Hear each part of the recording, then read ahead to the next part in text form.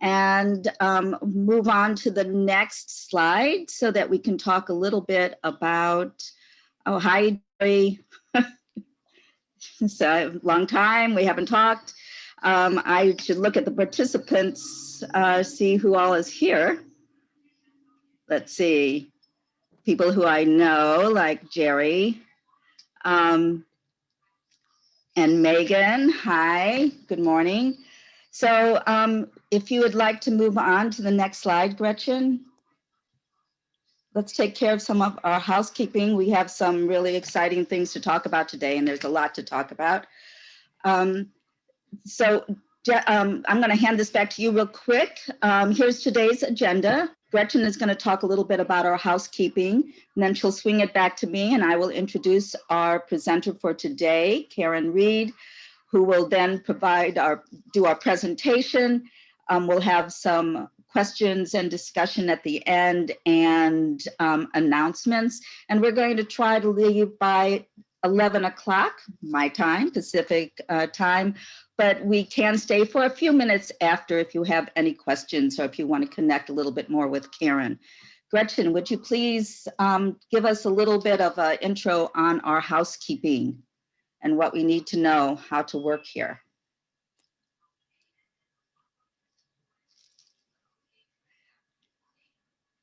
I sure can.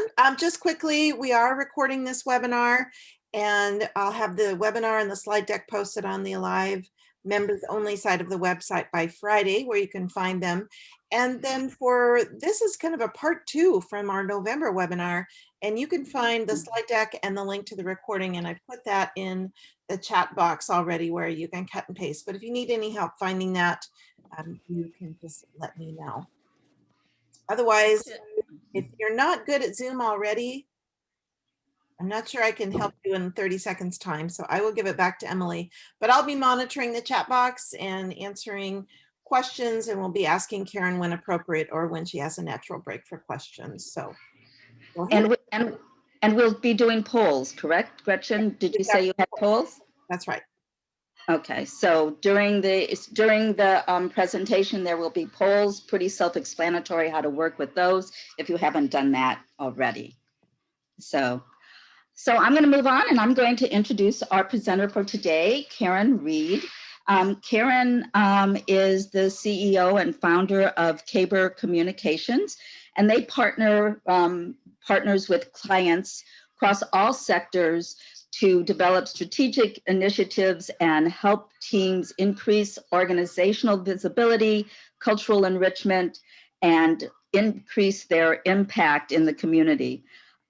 Karen is especially suited for the prior webinar and this webinar because she combines her 2 passions, which are communications, which she has higher education degrees in, and volunteer engagement and volunteer management. So this is her way of combining them. So she's really in a unique position to provide us with some great information and help today. She is also a dynamic and sought after speaker locally and nationally. And this is exciting for me. Karen is now the interim co-chair of the communication work group of the National Alliance for Volunteer Engagement. That's a new position for her. And it's exciting for me because I serve as the co-chair for the research work group at the National Alliance for Volunteer Engagement. So we're going to be able to work together in the future, and I'm really looking forward to that. Finally, Karen has a master's degree from the University of Colorado, and glad to say she is a CVA with a Certified Volunteer Administration.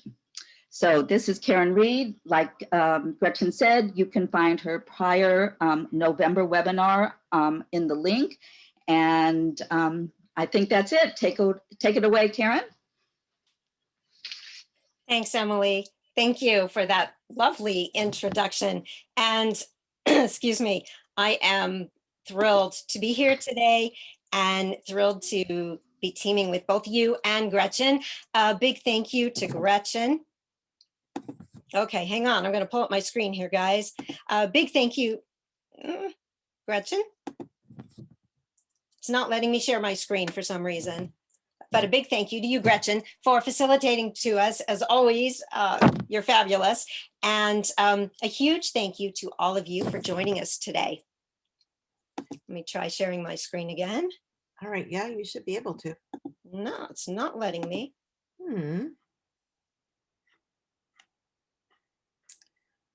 Right, just a minute.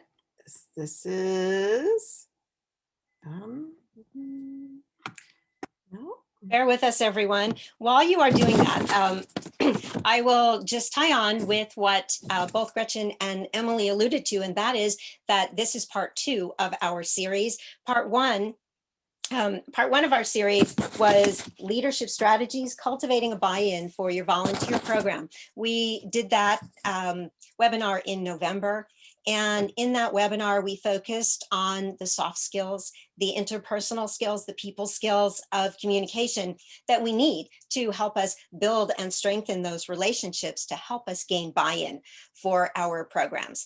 We talked about several different aspects of communication, and I will be referring to the video, to the webinar today as we go through. So if you haven't had a chance to look at it, please do so. And Gretchen, thank you for putting the links in there. All right, I'm going to try sharing my screen again. Be able to. Gretchen? Yes, you should be able to, Karen. No, it's just giving me, let me try it one more time. There we go. Okay. Got it. Sorry, folks. Don't know what was going on there. But here we go. Okay, so we are moving and shaking now. And, you know, as I said, welcome to Leadership Strategies, Building a Case for Your Volunteer Program. You know, we have a lot of things that we're going to be focusing on today, and a lot of material. So I'm just going to go ahead and jump right in so that we have time for all of your questions as well. I do realize that as we build out our skills, as we build out, first we're establishing those relationships, building buy-in. Now we're actually doing internal advocacy for our programs. So we're going to kick it all off with a poll. And Gretchen, if you'll pull the poll up, thank you so much. You see that we've got a question here for you. The question is, tell us where you are. I think it's always great to know who is in the room with you. So we've given you some options here, ranging from nonprofit to academic or education. We also have an other as an option. And if you don't find anything that describes where you work and you choose other, please just let us know via the chat where you work. So the results are coming in. Looks like the majority of us are working for a nonprofit, but we have some folks with government and some folks who are in the other category. So fantastic. Keep those options rolling in. And, I will say that because there are a lot of moving parts and there's a lot riding on it, sometimes building a case can seem like a daunting experience. We have to convince our leadership and sometimes our colleagues to support our volunteer programs. And how do we do this? Because they're not necessarily involved in the day-to-day. They don't have the full appreciation and understanding of what we do on a regular basis, and also what our volunteers bring to the table. So, there are people who do understand this. That's all of you, our fellow volunteer engagement professionals. And I just briefly want to put in a plug here for Connection and networking. We have this amazing network available to each and every one of us, and I highly encourage you to continue tapping us as a resource as you go forward today and into the future. So important to be able to reach out to our fellow volunteer engagement professionals, asking for advice, sharing stories, and brainstorming, doing all kinds of things. Okay, so looks like, Gretchen, our results are in. And 77% of you are with a nonprofit. But again, as I said, it's great to have some diversity of workplace in the room today. Gretchen, do we know where our folks who said other are? No, but if you'd like to put it in the chat box, that would be fantastic. And if you don't, that's okay. It looks like Jerry is representing his volunteer board, NYAVA. Which is kind of interesting, is a local, like you said, a local networking professional association, very active. That's great. Well, thank you so much. Okay, and you can all take a quick look at the results. And now we're going to move ahead because we're going to do, okay, we're going to move on to one more quick poll, and then we're going to jump right into our material. This one, we've talked about where we work. Now we're going to look at how you feel about internal advocacy for your program. So tell us how you're doing. You know, we need additional resources for the program. So on that scale of 1 to 5, how are you feeling about presenting your case? The results are coming in. Many of you, the majority of you are feeling prepared, which is excellent. I'm so happy to hear that. Some of you are somewhat prepared. Some of you are very prepared. You've got this. You are just rocking and rolling, which is fantastic. Absolutely terrific. You know, regardless of the type of organization that you do work for, the principles of building a case are the same, and they just transfer right across. They transfer across industries. They transfer across fields. They transfer across different types of organizations. What will be new and different to each one of you are the circumstances surrounding your volunteer program, the specifics of the organization where you are at, and your volunteer workforce as well. Okay, so here's our results. Everyone feels prepared or above, which is terrific. Really nice to not feel like we've got some folks who are feeling lost at the idea of building a case. So congratulations, everybody. You are doing great. Okay, so now let's jump in and let's talk about why. Why should we build a case? Why is this important? Well, there are a few reasons for building a case for your program, and they include education, promotion, and support. You know, we want to make sure that our leadership understands the value of volunteer engagement. And, you know, to do that, we want to make sure that we are addressing mission impact. Volunteers have a huge impact, obviously, on the mission. Not only that, let's not forget that our volunteers are donors. 80% of volunteers donate. Huge, huge number. That's critical to organizations, especially today, given everything that's happening in the larger world around us with funding issues. So another thing to remember, I will add, is our leaders, our leadership. Many times in a nonprofit, our leaders are volunteers as well. And it's important, again, for them to not only understand what is happening with the bigger picture of the organization, but also what's happening with our volunteers who aren't in that leadership role that they are. This helps us develop not only our programs, but also developing our volunteers. We can do that on many levels, right?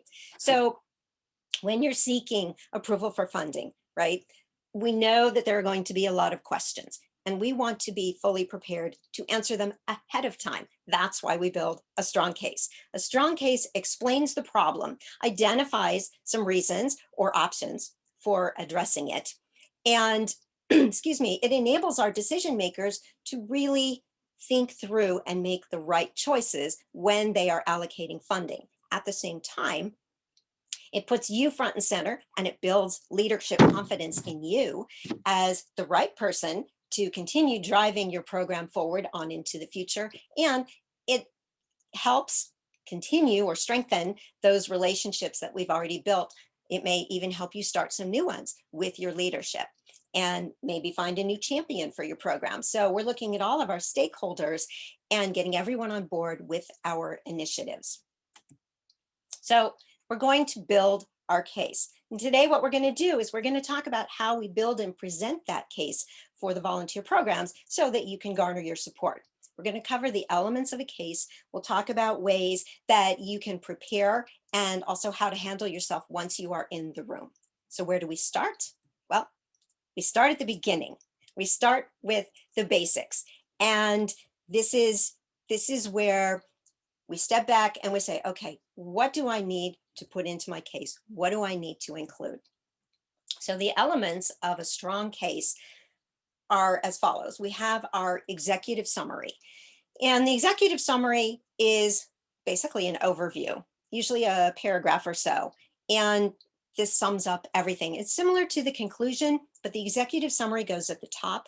And something you should realize is that we may have some people who either read your report or follow your presentation and don't get beyond the executive summary. So we want to make sure it's all inclusive. I find that it's easiest to create the executive summary at the end, after we have pulled the entire case together. Then we can go back, we can sum it up, make sure we've got all the relevant information in there.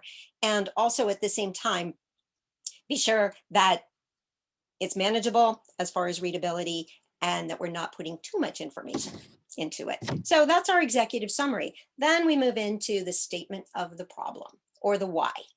And this is, this is critical. Why do we need to do this? Why are we asking for additional funding or time or resources for our programs? Why should leadership allocate dollars to this? What's in it for not only us, but for our volunteers, for our organization as well, and possibly even the larger community and beyond. So why? That why is very, very important. And then we move into the analysis. And this is where we break everything all down, right? So we have a description of the problem. We've already talked about that. We talk about the benefits and the associated costs with expanding the program or building a new program, right? We also want to talk about risks. Risk is something everybody dances away from. Nobody wants to touch it or talk about it. Here, it's very important to address. We want leadership to know that we are looking ahead, thinking big picture of the entire volunteer program. And as we move forward, we're troubleshooting. We're looking at what could potentially come across down the road that could be negative or could be challenging for us. And then we provide a solution for how we're going to address it. Okay, we also want to make sure that we have a timeline in place, letting everyone know, here's where we're starting, here's where we expect completion or we expect the build out to take place, and mentioning those key milestones along the way. This gives us our stopping points. It also gives us data points as we move forward. And again, we're letting leadership know that we are thinking as leaders and really looking at the whole holistic piece of our volunteer programs. Then we include our recommendations. So which option do we prefer and why? And we support that. And then lastly, we have our conclusion. And again, as I said, our conclusion, we're summing everything up, and the executive summary can be based on that. Now, you may also want to put a little introductory paragraph up at the top underneath the executive summary. Totally fine to do. It's just a style thing. If you feel you need it, I generally do, but I'm a writer. And so I generally like to have a beginning, a middle, and an end, which starts with an introduction, has the body of the work, and then ends with a conclusion. So those are the elements of a strong case. And now what we need to do is we've kind of thought about our pieces that we have. So we need to ask ourselves a few questions. Number one, what is the need? Is the need client-based? Is the need mission-based? Is the need something else? We need to know and understand the need, because we have to bring that out thoroughly as we are building our case. We also need to make sure that we have mission alignment and also overall strategic alignment. This is absolutely critical.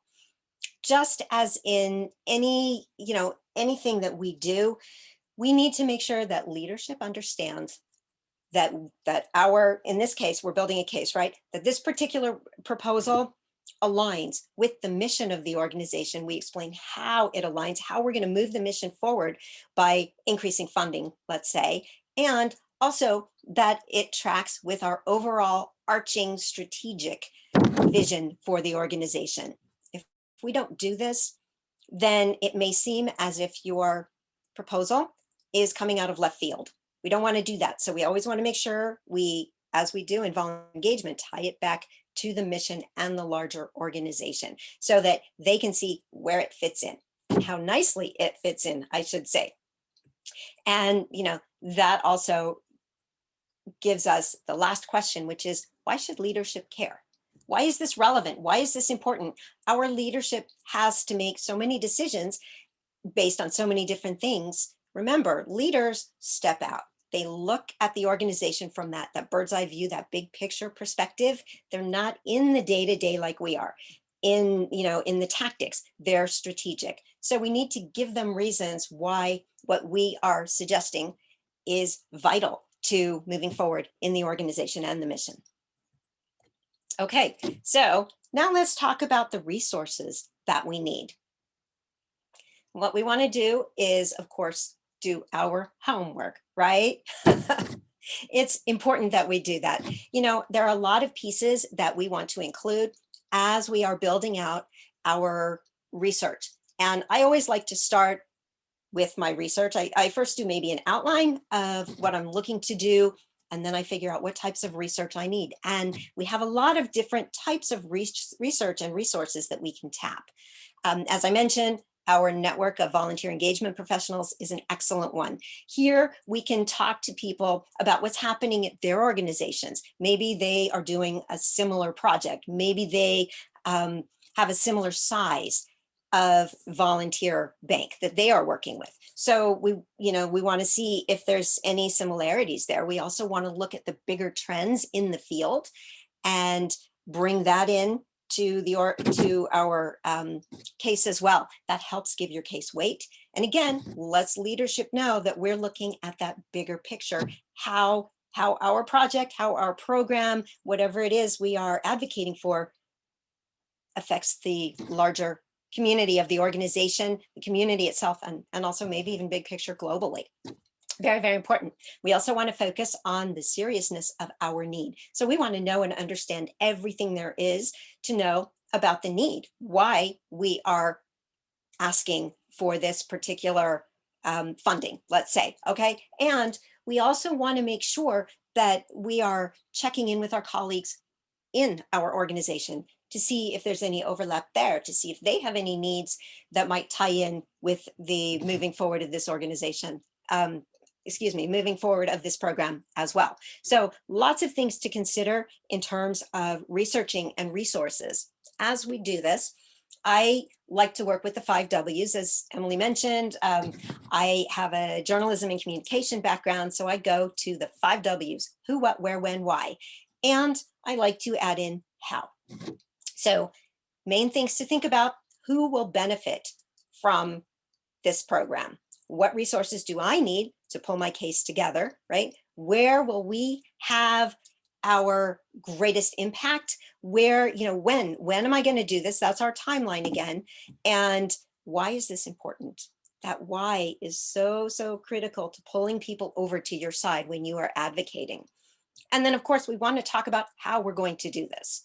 We have to have an implementation plan. We have to be able to execute what we say we're going to do, right? So very important that we do all those things. And of course, we need to use our metrics. I talk about metrics all the time, and we all know how important metrics are, because in order to really justify the continued existence or even the revival of a program, you want to be sure that we include data to help buttress our case. Data defends your program. So important. When we track the appropriate metrics, what we're doing, we use SMART goals. We're demonstrating the return on investment, the ROVI, return on volunteer investment, right? And we can take many forms when we do this. We can use financial data. We can use even things like personnel, okay? Hours worked, how many clients served, things like that. Basically, outputs and outcomes is what we're talking about. Let's not forget about supplies. We want to incorporate our expenses into this as well, showing that full picture of the data, using the data to show the full picture of the impact that we are having and the proposed impact that we anticipate. Remember, your organization's leadership aren't as familiar with your program as you are. You almost inherently know how much you spend, how much your volunteers put in terms of time, what comes out of your program. They don't necessarily have that big picture like you do. So we want to make sure that they understand. And so in order to do that, when we quantify information, we are educating them as to the status of our volunteer programs. Much better to do this than to try and do it through an informal conversation. because pieces get dropped and questions don't always get answered. So we want to make sure if we have a strong data set, we have a strong defense. Okay, so those are some of the pieces we need to pull together. Now, let's talk about how we can improve our chances of success. And let's begin by developing your document or your script. And the reason I say both is because your case can take different forms. You may be presenting your case at a leadership team meeting. You may be doing a written proposal. You may even be presenting over video. Regardless of the format that you are using, again, the principles remain the same. So this is why we develop a document and or a script if you are presenting. So important to think about how we write, what we write, and the ways that our writing is going to be received. So that leads me to our next poll. And Gretchen, if you could pull that up for us. Who do you go to for writing advice? I realize that, you know, I'm a writer by trade. I'm trained to do this. Not everybody has that background.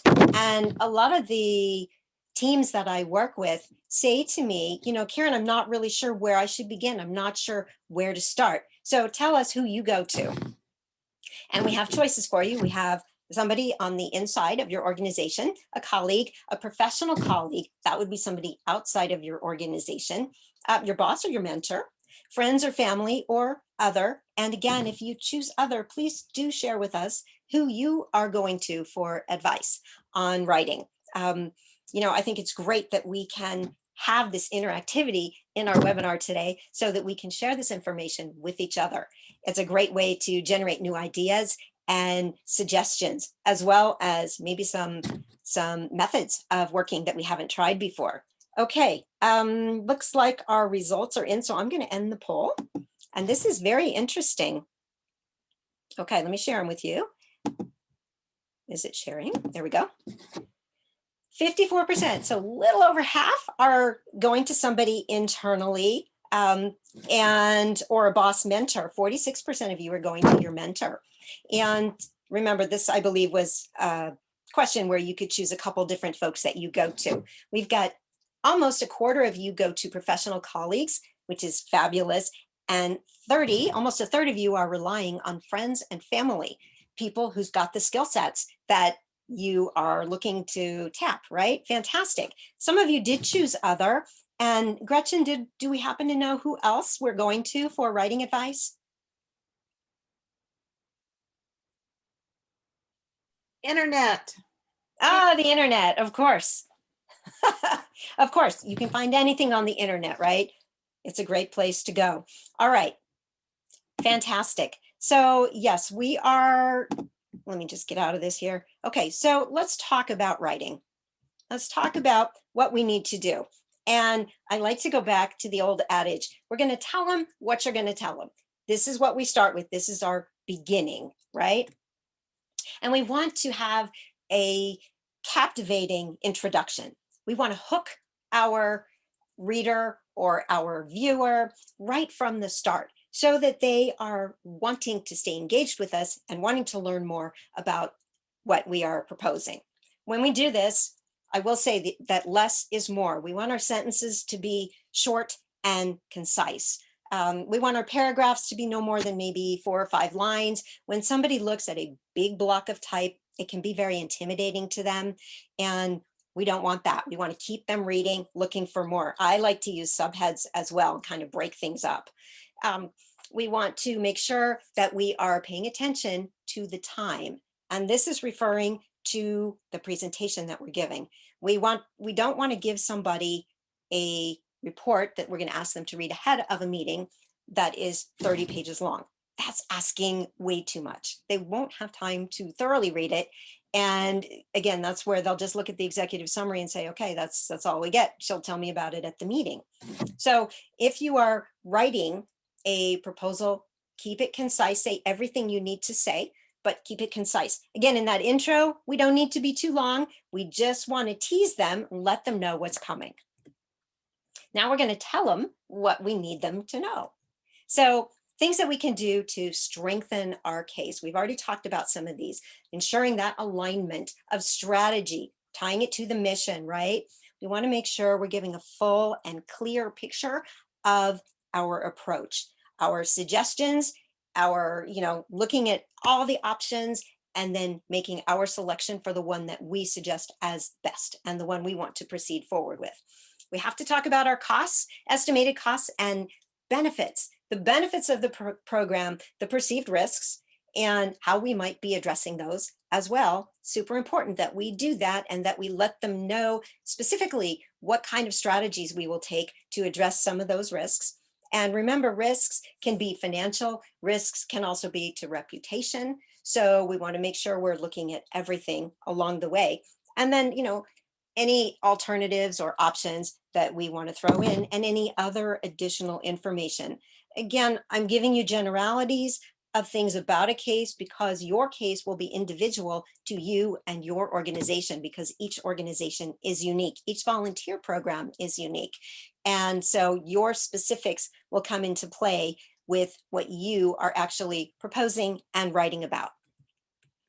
When you are pulling together your written document, or even if you're pulling together a script for a video or for your presentation, again, some things I've already talked about, the subheadings, the short sentences, short paragraphs, we want to make sure that we proofread. This is so critical. I can't even tell you. When you turn in something that is riddled with typos or has grammatical errors, it sends a message, and the message it sends is not a positive one. It says that you didn't take the time to go back and use spell check or, check the grammar or have a colleague take a look at it. Therefore, it's not as important. That's not how you feel about it, but that's how it comes across. That's the impression that we give. You don't ever want to give that impression. So please make sure to proofread. It's also distracting to people when your slides go up and, they see a misspelled word, they get hung up on that and they lose track of what you're saying. Okay, so now we're going to tell them what we told them. This is where we sum up, right? And we want to make sure we have a strong close. First impressions, last impressions. This is what people remember. The guts of our presentation, the guts of our document, those are all the important pieces that they need to know. But what they remember is first and last. So we want to leave them wanting more. We want to leave them wanting to talk to us, wanting to ask us questions. And we want to give them a call to action. We want to let them know, hey, here's my proposal. Here's the funding I need for my volunteer program for 2021. And here is why you should support my program. And here is what I need you to do to help me move forward with my program. Here's the timeline that I am looking for. So give them that call to action, sense of urgency that they need to act and move ahead with it. And always thank them for their time. When somebody, regardless if they call the meeting or you call the meeting, when somebody sits down with you, we want to be sure we're thanking them for their time, acknowledging that their time is valuable, just like we do for our volunteers. And also because we want to, we have something important to say, we want to make sure that they feel comfortable with us following up if they have anything further that they need in terms of information. So we want to make sure we're thanking them. Okay, now let's talk about the presentation itself. If you are presenting in a meeting, there are some logistics that you want to find out. And you want to find these out ahead of time, the day and the date of the presentation, the time, right? How about the agenda? How much time are you allotted on the agenda? And where do you fall? Are you at the beginning? Do you have the entire meeting time? Do you have 15 minutes? That's important information for you to know as you shape your presentation to fit that space.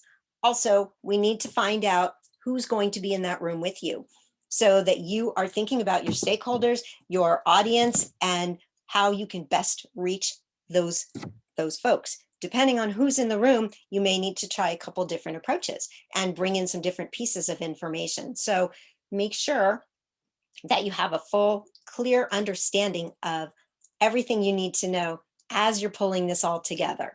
And let's talk about slides for a second. When we pull our slides together, we want to make sure they're easy to view. Okay, we want our type to be as big as possible, not overwhelming the slide. but easy reading. We want to make sure in terms of bullet points, no more than 5. I've got 5 here on this slide and it's readable. More than that, and what happens is it starts to, again, feel like those big paragraphs that we talked about earlier. It's challenging for people, and so they tune out. They just can't focus and they lose track, or they're so busy reading the slides that they're not hearing what you're saying. And we want the focus to be on you. So we want to make sure if we are presenting metrics, they're simple to understand, they're clearly stated, and using a lot of white space on your slides. If you look at this slide, there's a lot of white space, and what that does is it draws your eye to the words. And that's what we want. We want the content to be the focus. Sometimes we use an interesting graphic in the background as well to capture attention and change things up. Okay, next step in our process is to learn your material. Practice. We need to practice. We need to learn our material. We need to know what we're talking about before we get into that room. So, last poll that we're going to do today, but I would like to ask you, how much time do you allot for rehearsing a presentation? Thank you, Gretchen, for pulling up the poll for us. And we've got several options here ranging from none. I prefer to wing it. And honestly, some people do. And there is no right or wrong answer here. So please don't feel like you have to pick a certain option, all the way up to 3 or more hours.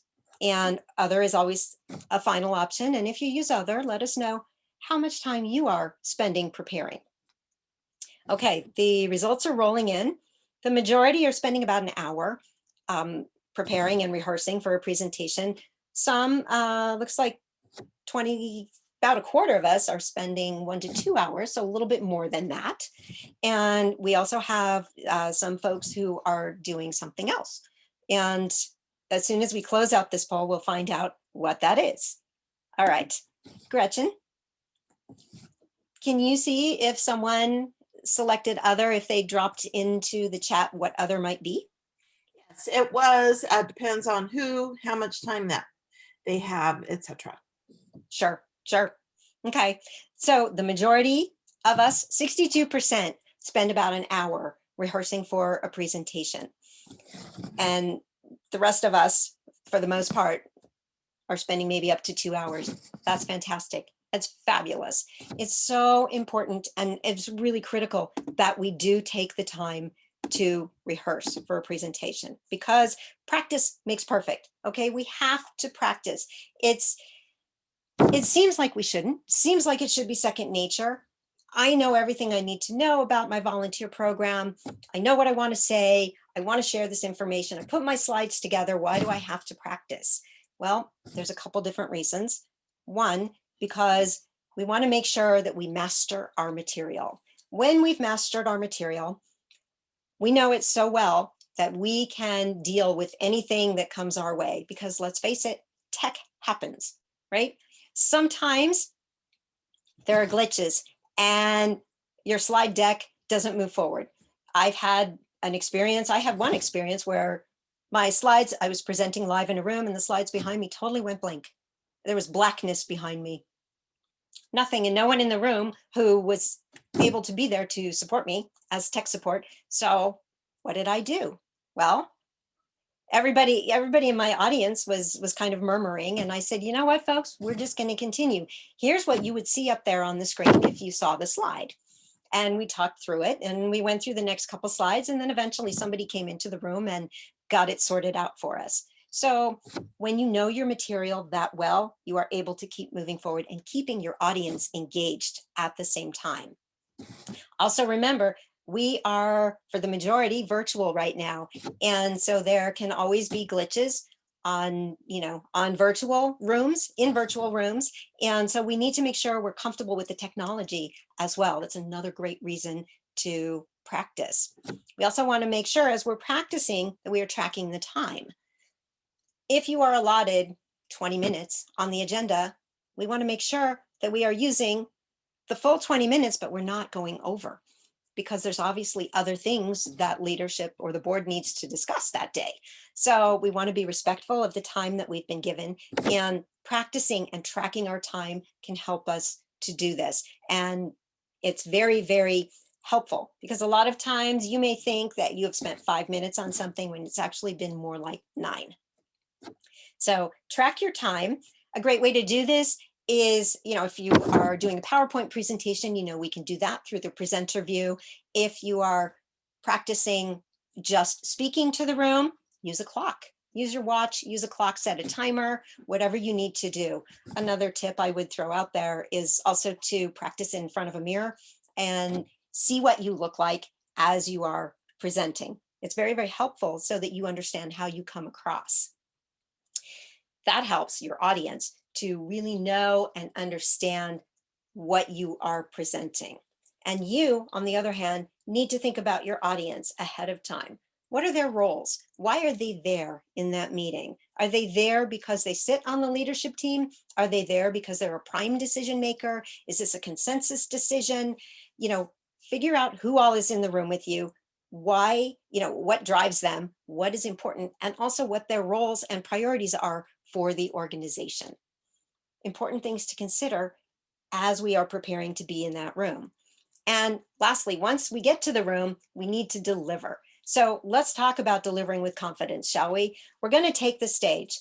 And when you walk into that room, we want to own the room. We really do. We want to make sure that we are confident, we are poised, we are ready to roll, and we are coming across as knowledgeable and authentic and genuine all at the same time. It's okay to be nervous. We all get nervous. And in fact, I think if you don't get nervous before a presentation, you're not all on point, because what happens when we get nervous is we generate adrenaline. And when that happens, it helps us to focus. It helps us to engage. It also can help us to talk faster. So we need to make sure that we slow down.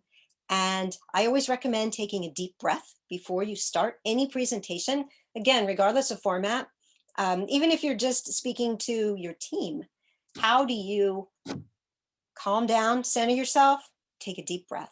It doesn't have to be a big, huge yoga breath, but just a deep breath, collect your thoughts, and then begin. And when you do this, you will be able to pace your words so that people can follow them. You won't feel like you're tripping over your tongue, and you'll be able to move forward smoothly through your presentation. It's also important to remember, as far as being nervous, everybody is human who is in that room with you. We are all under the same stresses right now from COVID-19 and all the happenings in our larger world. So we're all dealing with a lot. And reminding yourself that everybody in that room is human, even if they are at a higher level than you, can help you to just pull back and say, okay, I can do this. I've got this, because your leadership wants to say yes. They want to support you and your program. We just need to present solidly and give them reasons why. And we want to make sure that we're making a good impression. How do we do this? Quite simply, we want to make sure, number one, that we are, pulled together, looking neat, looking tidy, the usual things we talked about in our previous webinar. Also, if there's a backdrop behind you, that it's not distracting in any way. We want to be confident as we walk in that room.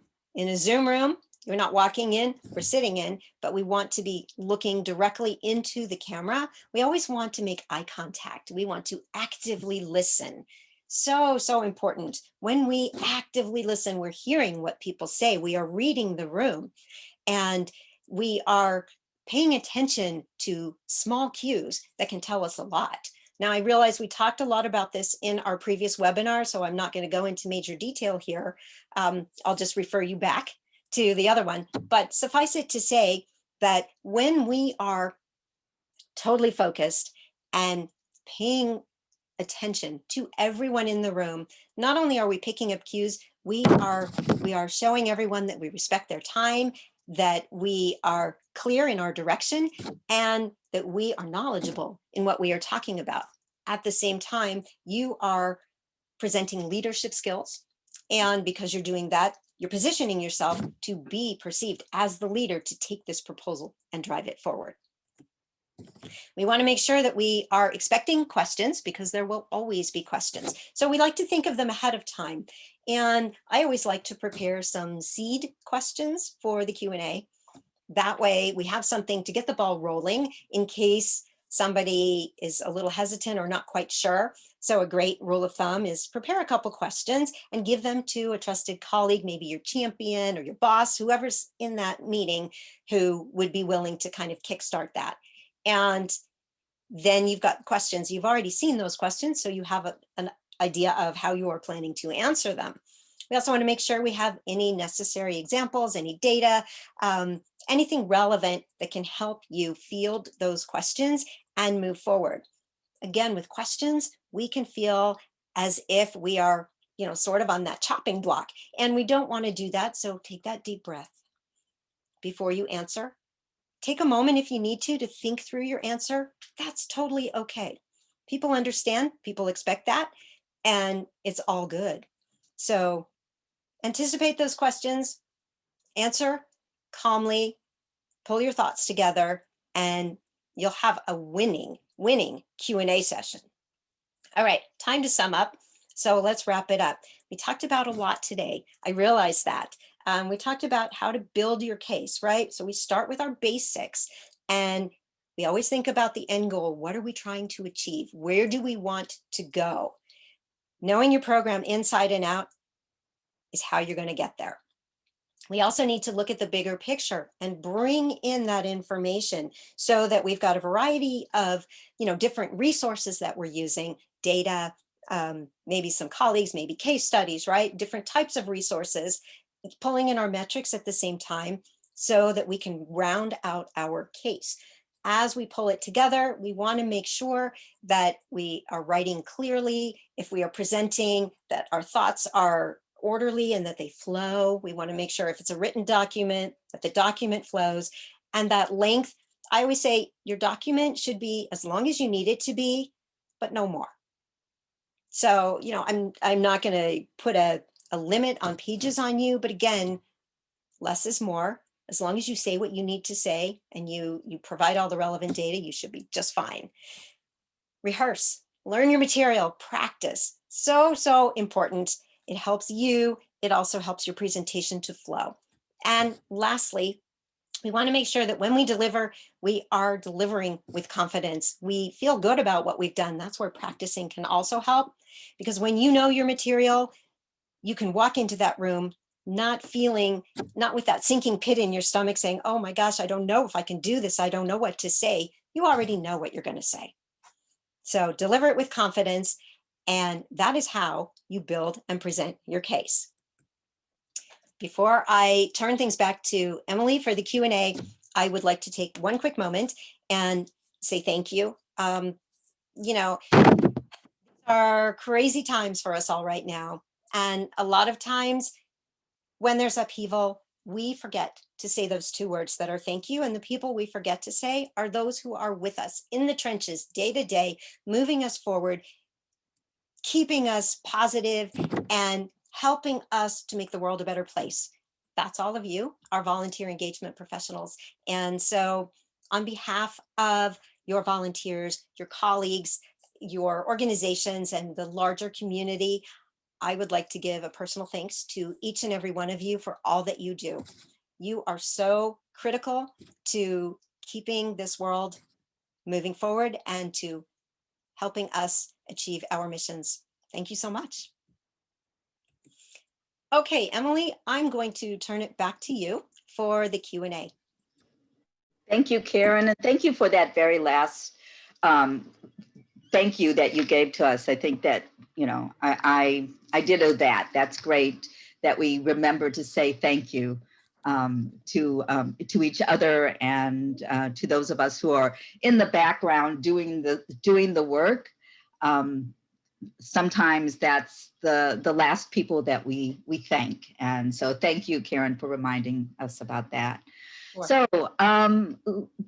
So any questions about this? And thank you for a really, really good presentation. This was very, very helpful. I got a lot of little nuggets that are really, really will be really, really helpful as I use this material to help other people make their argument for their case. Looks like we have several. We have a lot of thank yous in the chat. Well, you're welcome. Thank you. Does anybody have any questions on for Karen about this presentation? And folks, you're welcome to put a question in the chat box, or if you want to use the question function, I'm monitoring all of those. But something I was thinking about during your presentation, and I've certainly been in this position before. So what if you've just got 15 minutes to present that, and that includes questions? It's not a lot of time. And especially if you feel like you may have to give a lot of background or something, what do you recommend? Sure. That's an excellent question, Gretchen. Thank you for asking it. So this happens more often than you would think, that meeting time is tight. And so, yes, you get 15 minutes and we have a lot to say. I mean, when you are advocating for a program, there's a lot of pieces. So what I would do is I would start by outlining what the important pieces are, the super important pieces that you really want to hit those points, outline those, practice, practice, practice.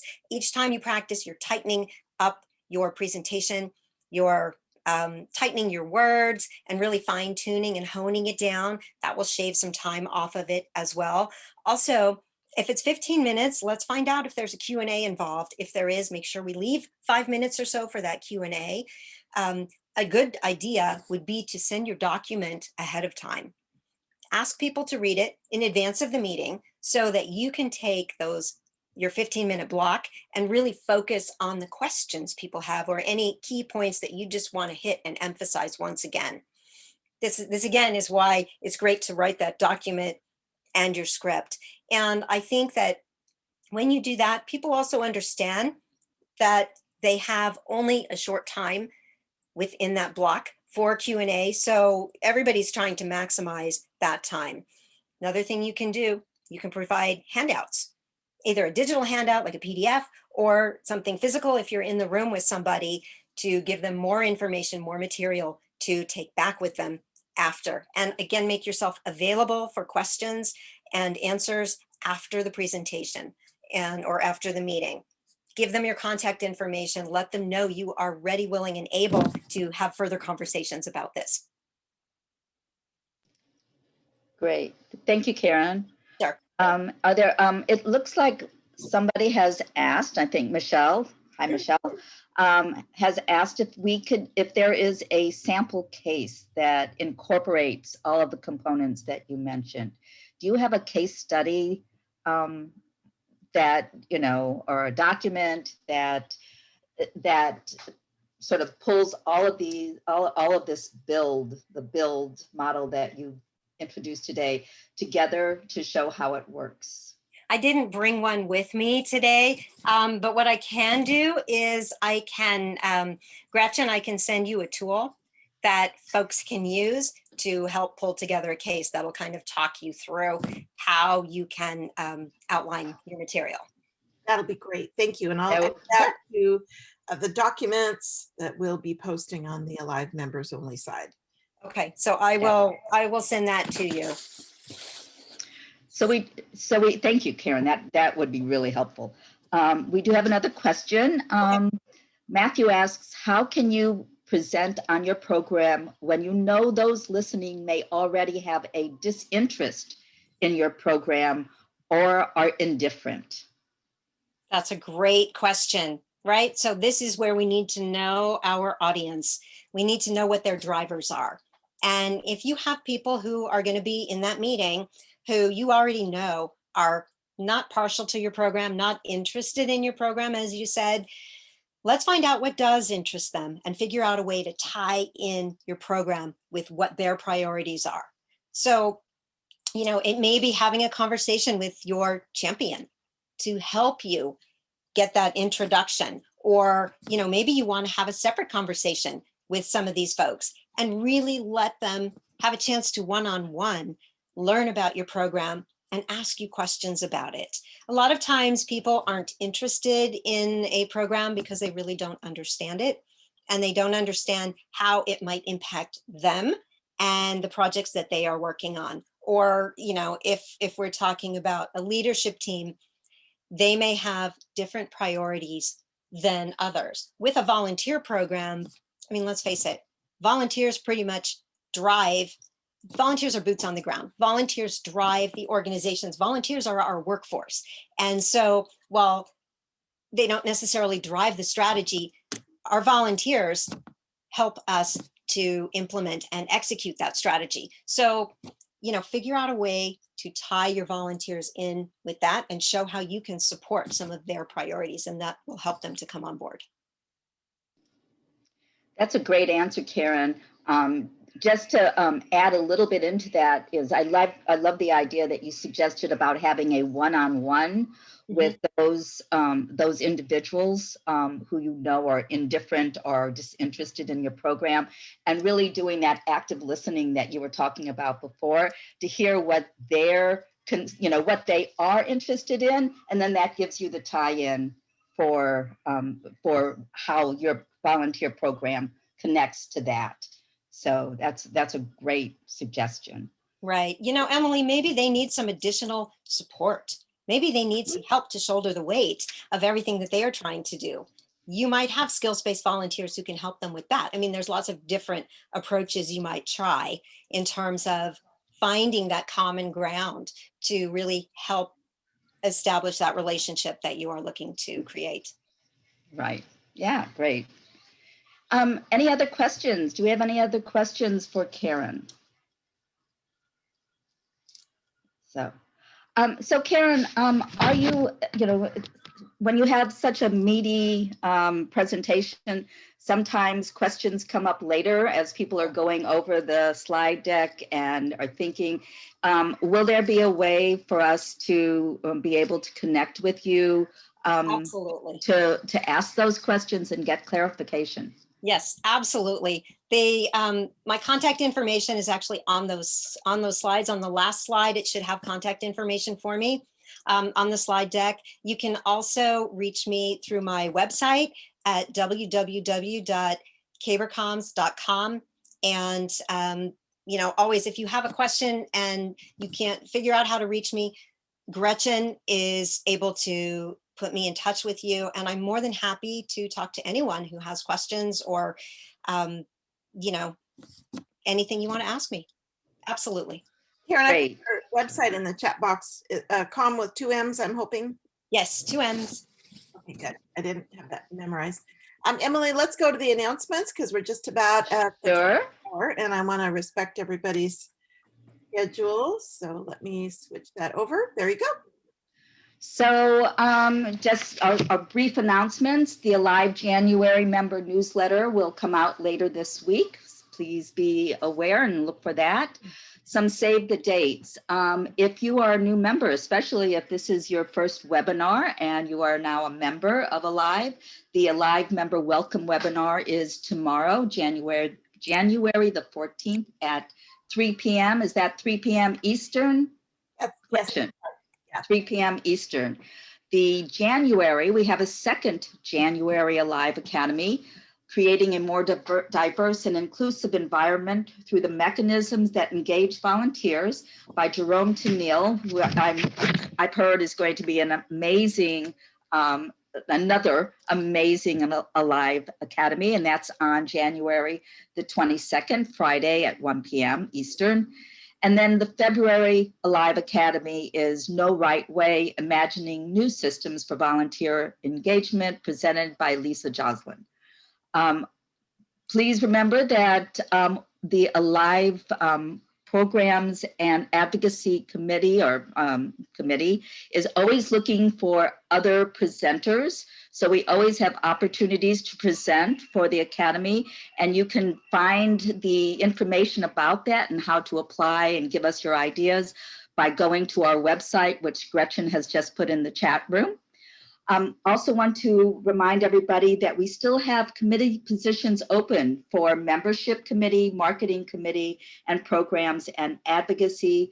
This will be highlighted in the newsletter, but also you can again go to our website, volunteeralive.org, for more information about getting involved with Alive. I think that's it for right now. I want to thank Karen again very much for presenting today. Thank you, Gretchen, for being our technical support. Paula's not here. Paula is our Vice President of Alive Programs and Advocacy. And so we want to thank her as well for pulling together the Alive Academies. And thank you all for attending. Have a good rest of your day. Thanks, everybody. Thank Thank you, you. everyone. Thank you, Karen, again. Thank you, Gretchen. My pleasure.